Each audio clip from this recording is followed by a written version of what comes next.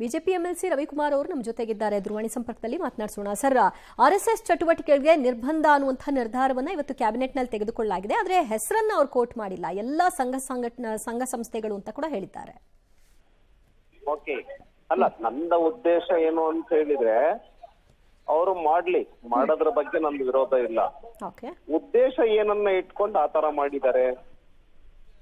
ಈಗ for example ಆಟ ಆಡೋದಕ್ permission ತೆಗೆದುಕೊಳ್ಬೇಕಾ, ದೇಶಭಕ್ತಿ ಕತೆ ಹೇಳೋದಕ್ ಪರ್ಮಿಷನ್ ತೆಗೆದುಕೊಳ್ಬೇಕಾ, ದೇಶಭಕ್ತಿ ನಿರ್ಮಾಣ ಮಾಡೋದಕ್ಕಿಂತ ಕತೆಗಳನ್ನ ಹೇಳೋದಕ್ಕೆ, ಕವನಗಳನ್ನ ಹೇಳೋದಕ್ಕೆ, ಹಾಡುಗಳನ್ನ ಹೇಳೋದಕ್ಕೆ, ಭಜನೆ ಮಾಡೋದಕ್ಕೆ ಈಗ ಒಂಥರ ಹಂಗೆ ಆಯ್ತಲ್ಲ ಸರ್, ಎಲ್ಲದಕ್ಕೂ ಪರ್ಮಿಷನ್ ತಗೋಬೇಕು ಅನ್ನೋ ತರನೇ ಆಯ್ತಲ್ಲ. ಅದಕ್ಕೆ ಇವ್ರ ಉದ್ದೇಶ ಏನು ಅಂತ ನನಗೆ ಅರ್ಥ ಆಗತ್ತೆ.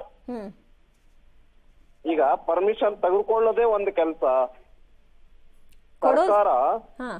ಸರ್ಕಾರ ಈ ತರ ರಚನಾತ್ಮಕವಾಗಿ ಚಟುವಟಿಕೆಗಳನ್ನ ನಡೆಸೋದಕ್ಕೆ ಎಂಕರೇಜ್ ಮಾಡ್ಬೇಕೇ ವಿನಃ ಈ ತರ ಕಾನೂನು ಮಾಡಿ ಕರ್ಬ್ ಮಾಡ್ತಕ್ಕಂತ ಕೆಲಸವನ್ನ ಮಾಡಬಾರದು. ಆಮೇಲೆ ಅನುಮತಿ ಕೊಡೋದು ಬಿಡೋದು ಸರ್ಕಾರಕ್ಕೆ ಬಿಟ್ಟಿದ್ದು ಅನ್ನೋ ಆ ಆಟಿಟ್ಯೂಡ್ ಇದೆಯಲ್ಲ ಸಚಿವರದ್ದು, ಅದೇನ್ ತೋರಿಸುತ್ತೆ ಸರ್?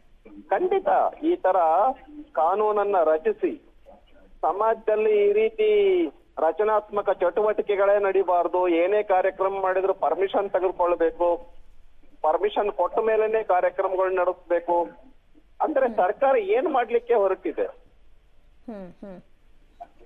ಹಾಗಾಗಿ ಸಮಾಜದಲ್ಲಿ ನಾವು ಒಳ್ಳೆ ಕೆಲಸ ಮಾಡೋದಕ್ಕೋಸ್ಕರ ಪರ್ಮಿಷನ್ ತೆಗೆದುಕೊಳ್ಳೋ ಅಗತ್ಯ ಇಲ್ಲ. ಸಹಜವಾಗಿ ಕೆಲಸ ಮಾಡಬೇಕು, ನಿರ್ಬಂಧ ಹಾಕುವಂತ ಅಗತ್ಯ ಇಲ್ಲ. ಅನುಮತಿ ಹೆಸರಲ್ಲಿ ಈಗ ನಿರ್ಬಂಧ ಅಂತಿದ್ದಾರೆ. ನೋಡೋಣ ಮುಂದೇನಾಗುತ್ತೆ ಅಂತ. Thank you sir, public TV ಜೊತೆ ಮಾತನಾಡೋದಕ್ಕೆ. ಒಟ್ಟಾರೆ ಸರ್ಕಾರ ತೆಗೆದುಕೊಂಡಿರುವಂತಹ ಈ ನಿರ್ಧಾರ ಏನಿದೆ ಅದು ಬಿಜೆಪಿಗರನ್ನ ಕೆರಳಿಸಿದೆ. ಕಾರಣ ಇವರ ಉದ್ದೇಶವೇ RSSನ ನಿಯಂತ್ರಣಕ್ಕೆ ತರಬೇಕು ಅನ್ನೋದಾಗಿತ್ತು. ಎಲ್ಲದಕ್ಕೂ ಕೂಡ ಕಾಡಿಬೇಡಿ, ಅವರ ಬಳಿ ಅನುಮತಿಯನ್ನ ಪಡಿಬೇಕು, ಅವರ ಕೈಕಾಲು ಹಿಡಿಬೇಕು ಅನ್ನೋ ಲೆಕ್ಕದಲ್ಲಿ ಅವ್ರು ಮಾಡ್ತಾ ಇದ್ದಾರೆ. ಪ್ರತಿಯೊಂದಕ್ಕೂ ಪರ್ಮಿಷನ್ ಅಂತ ಪ್ರಶ್ನಿಸ್ತಾ ಇದ್ದಾರೆ.